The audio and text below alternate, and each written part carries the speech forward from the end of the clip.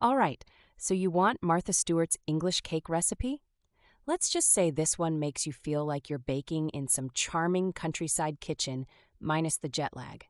And trust me, it's simpler than you think. First, let's talk ingredients.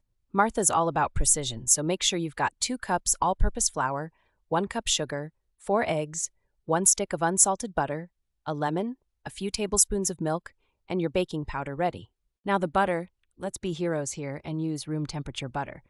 Don't nuke it. No rock-solid cubes or sad melted puddles. Room temp. That's your foundation for glorious fluffiness. Pro tip, measure it ahead of time. Creaming the butter and sugar is oddly satisfying.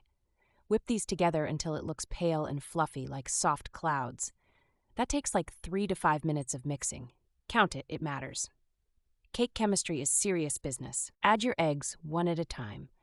Don't rush it, or you'll end up with something that looks like scrambled eggs for a sad breakfast. After beating each one in, your batter should feel smooth.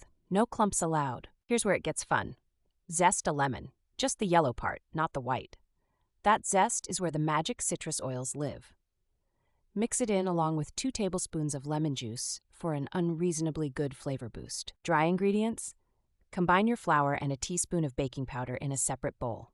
Now gradually sift this into your wet mixture. Don't just dump it. Sifting makes a difference. Trust me.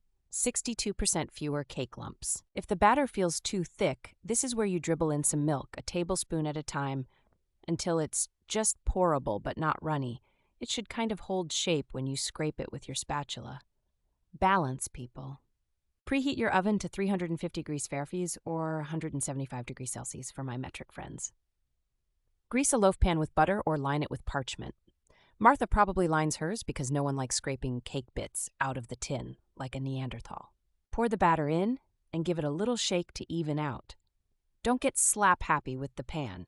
You're just leveling things out. Then bake for 50 to 60 minutes. Watch for that golden top like it owes you money. Here's the all-important knife trick. Stab the center with a toothpick or knife. Clean? You're golden. Batter sticking? 5 more minutes in your oven. Don't get cocky and yank it too soon. Here's the ultimate flex. Glaze, I'm serious.